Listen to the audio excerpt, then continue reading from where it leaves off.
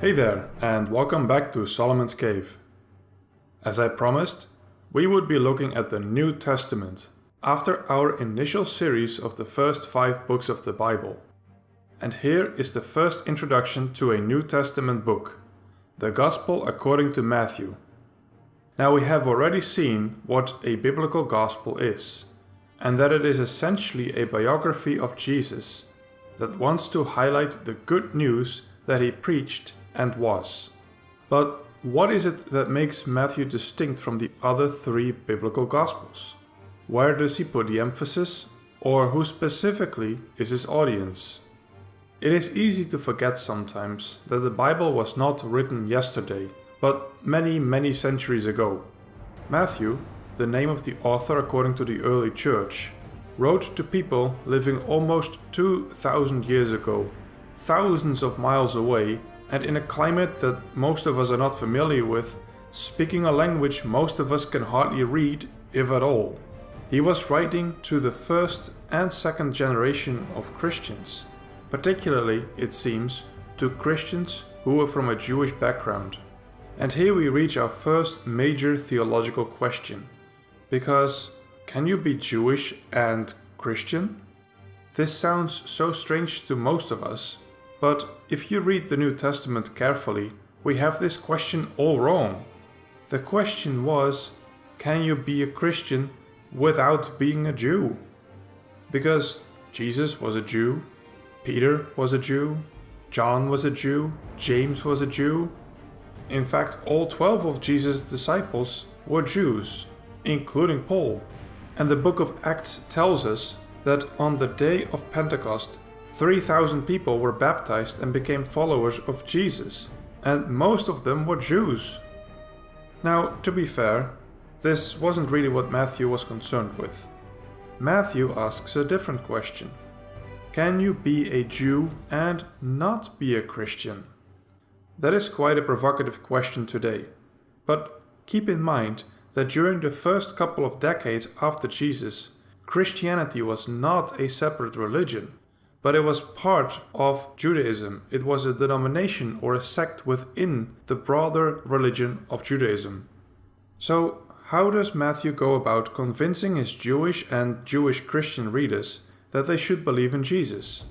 To start, he quotes a lot from the Old Testament, or as it was known back then, the Bible.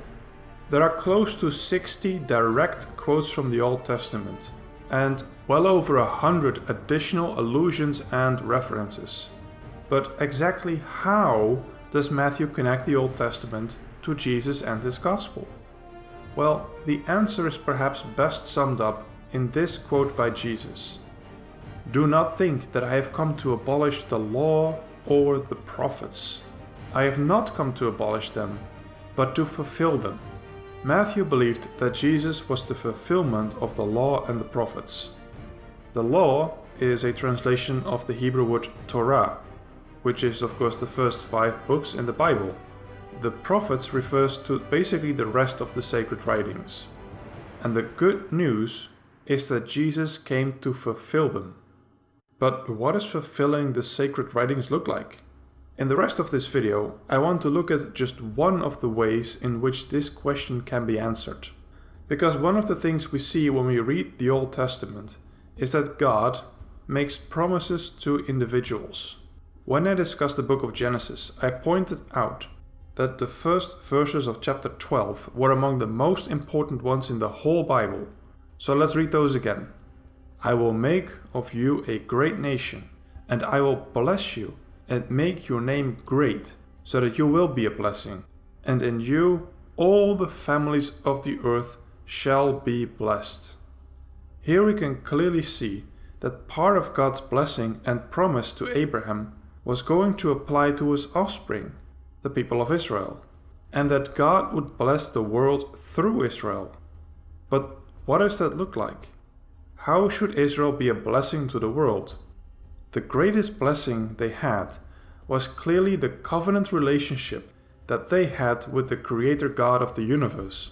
But none of the surrounding empires seem to have been all that interested in abandoning their own gods and asked for a covenant of its own with this God. So there is one promise that seems to be waiting for a fulfillment. Now let's look at David. The book of Samuel, and especially Chronicles, paint David as the archetype of a righteous king. He was far from perfect, but God made this promise to him. I will raise up your offspring after you, who shall come from your body, and I will establish his kingdom. I will be to him a father, and he shall be to me a son. And your house and your kingdom shall be made sure forever before me. Your throne shall be established forever. And this initial promise would be picked up by the prophets of later generations, like the promise to establish and uphold the throne of David in Isaiah 9 verse 7, and a declaration that God will raise up a righteous branch from David's offspring in Jeremiah 23 verse 5. And a little later in Jeremiah 33:15, the definitive statement that David shall never lack a man to sit on the throne of the house of Israel. Ezekiel too frequently talks about my, that is God's, servant David, who will be, in the future, king over Israel. And many other prophets frequently talk about God restoring David, that is, a descendant of David, who will one day be king over Israel again.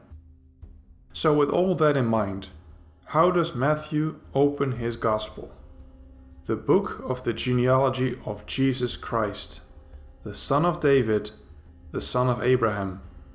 And everyone who is familiar with God's promises in the Old Testament will immediately sit up straight and say, wait, who?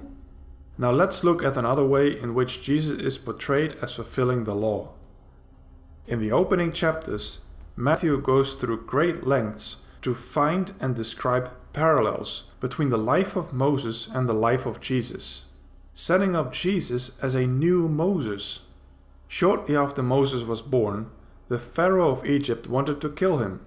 And shortly after Jesus was born, Herod, the Roman-backed king of Israel, wanted to kill him.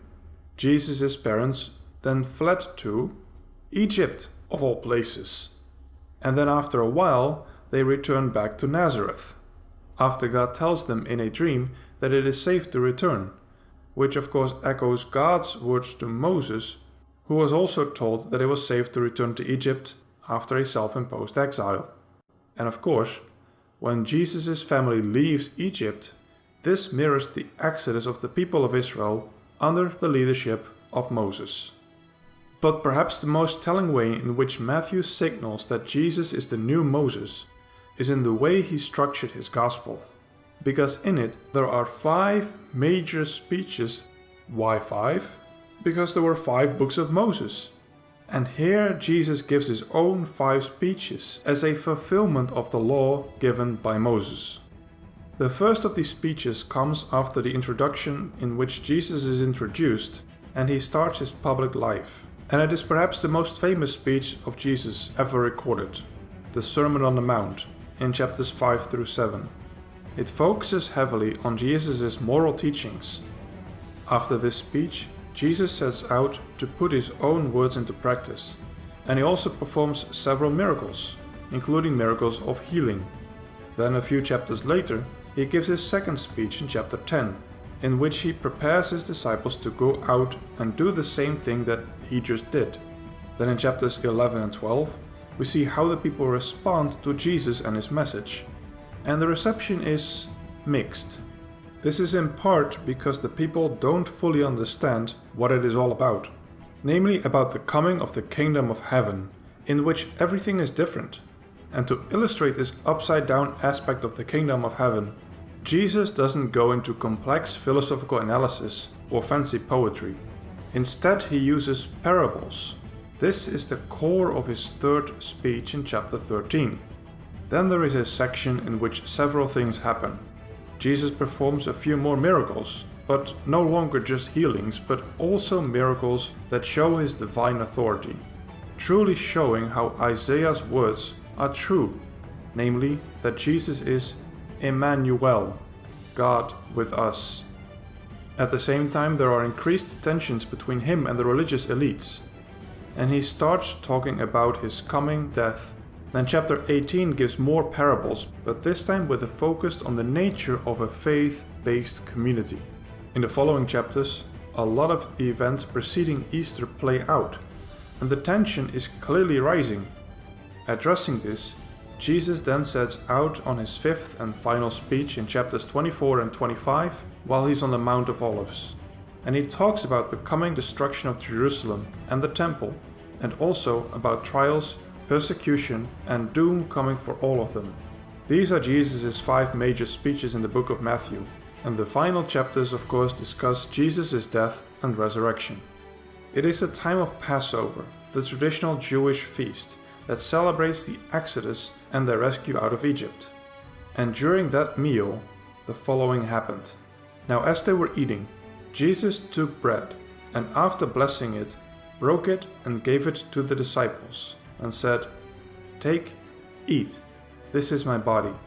And he took a cup, and when he had given thanks, he gave it to them, saying, "Drink of it, all of you, for this is my blood of the covenant, which is poured out for many for the forgiveness of sins.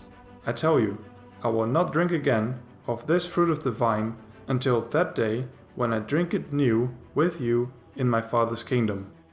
All of a sudden, there is a new covenant being discussed.